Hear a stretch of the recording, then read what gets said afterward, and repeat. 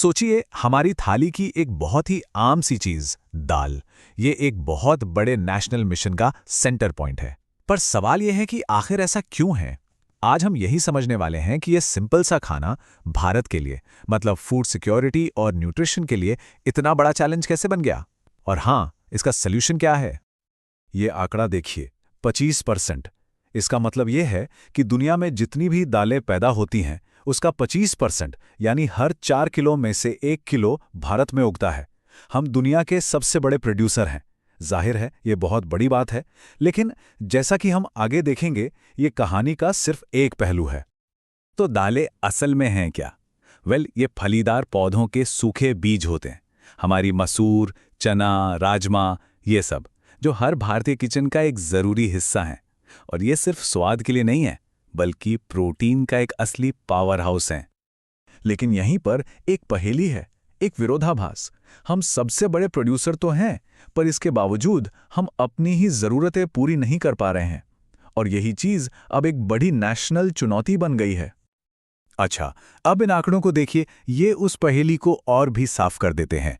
साल 2023-24 में हमने करीब 252 लाख टन दालों का प्रोडक्शन किया, लेकिन इसके बावजूद हमें लगभग 47 लाख टन दालें बाहर से मंगवानी पड़ी। ये एक बहुत बहुत बड़ा गैप है, जिसे भरना वाकई ज़रूरी है। और देखिए, ये सिर्फ पैसों का या अर्थव्यवस्था का मामला नहीं है, ये सीधा हमारे न्यूट्रिशन से जुड़ा है। खासतौर पे एक ऐसे देश में जहां बहुत बड़ी आबादी शाकाहारी है, हमारे टोटल प्रोटीन का लगभग 1/4 हिस्सा दालों से ही तो आता है। और ये स्लाइड बड़ी अच्छी तरह से दिखाती है कि इसका असल मतलब क्या है। एक्सपर्ट्स कहते हैं कि हर किसी को रोजाना लगभग 85 ग्राम दाल खानी चाहिए, लेकिन असलियत में हम इससे काफ़ी कम खा रहे हैं, और इसका सीधा असर कुपोषण, खासकर प्रोटीन की कमी के रूप में सामने आता है। तो इस बड़ी चुनौती से निपटने के लिए सरकार ने एक बहुत ही एम्बिशियस प्लान तैयार किया है, एक ऐसा मिशन जिसका मकसद इस पूरी तस्वीर को बदल देना है।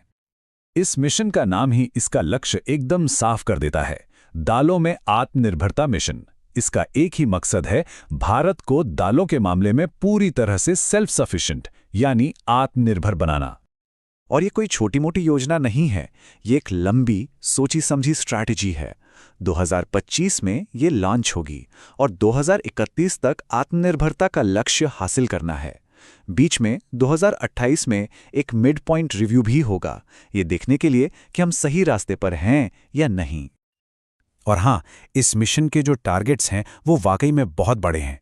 देखिए, खेती का एरिया करीब 27-75 लाख हेक्टेयर से बढ़ाकर 310 लाख हेक्टेयर करना है, और प्रोडक्शन उसे 252 लाख टन से बढ़ाकर सीधे 350 लाख टन तक ले जाना है। मतलब लगभग 100 लाख टन का जंप। ये सच में बहुत एम्बिशियस गोल्स हैं। तो सवाल यह है कि इन लक्ष्यों को हासिल कैसे किया जाएगा। मिशन की जो स्ट्रैटेजी है वो बीज से बाजार तक के सिद्धांत पर आधारित है, जिसे 3 मेन हिस्सों में बांटा गया है। ये 3 कदम इस पूरे मिशन की रीढ़ की हड्डी है। पहला, किसानों को बेहतर और सर्टिफाइड बीज देना। दूसरा, उनकी फसल के लिए पक्का खरीदार देना, मतलब गारंटी।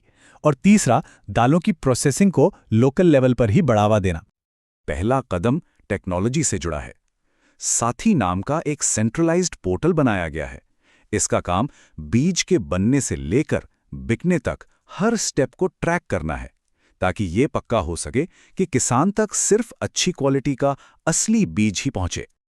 दूसरा कदम किसानों को एक तरह की फाइनेंशियल सिक्योरिटी देता है।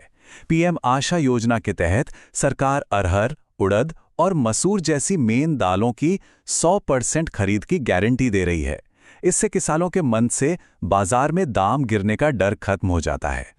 और तीसरा कदम है लोकल लेवल पर तरक्की। ये जो नंबर आप देख रहे हैं 1000, देश भर में इतनी ही नई दाल मिलें लगाने का लक्ष्य है। इससे ना सिर्फ लोकल लेवल पर नौकरियां पैदा होंगी, बल्कि फसल की वैल्यू भी बढ़ेगी। तो ये सब इतना मायने क्यों रखता है? देखिए, ये मिशन सिर्फ दालों का प्रोडक्शन बढ़ाने के बारे में नहीं है, इसका असर कहीं ज्यादा गहरा और बड़ा है। अगर ये मिशन सफल होता है तो इसका मतलब है किसानों की इनकम बढ़ेगी, देश की फूड सिक्योरिटी पक्की होगी, इंपोर्ट पर खर्च होने वाला कीमती विदेशी पैसा बचेगा और दालों की खेती से जमीन की सेहत भी सुधरेगी। और सबसे जरूरी बात, ये देश में प्रोटीन की कमी की समस्या से सीधे सीधे लड़ेगा। लेकिन सबसे बड़ा सवाल तो भविष्य को लेकर है। एक अंदाजा है कि 2050 तक भारत में दालों की डिमांड लगभग डबल हो जाएगी, करीब 39 मिलियन टन। तो सवाल ये उठता है कि क्या ये मिशन इतना बड़ा और एम्बिशियस होने के बावजूद सच में आने वाले दशकों के लिए हमारे फूड और न्यूट्रिशन के फ्यूचर को सिक्योर कर पाएगा? ये एक ऐसा सवाल है जिसका जवाब हम सबके लिए बहुत ज्यादा मायने रखता है।